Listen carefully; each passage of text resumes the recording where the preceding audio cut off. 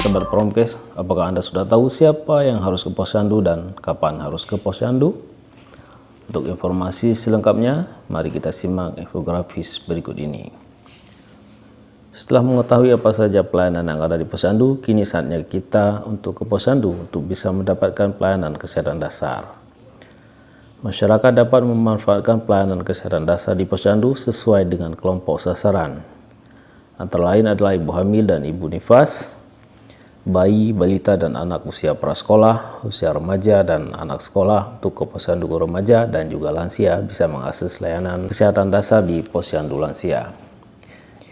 Di antara layanan yang bisa diperoleh di posyandu adalah berupa edukasi dan konseling gizi seimbang, layanan imunisasi, pemeriksaan kecukupan gizi, hingga pencegahan dan penanggulangan diare. Jadi kalau ada masalah dan kebingungan tentang porsi dan kandungan gizi dari makanan yang kita konsumsi, mari kita datang ke posyandu untuk mendiskusikannya dengan petugas yang ada di sana. Salah satu hal penting yang harus kita perhatikan adalah sangat penting bagi kita semua untuk mengkonsumsi protein hewani, terutama bagi ibu hamil dan ibu menyusui, serta pada anak-anak yang sedang dalam masa pertumbuhan.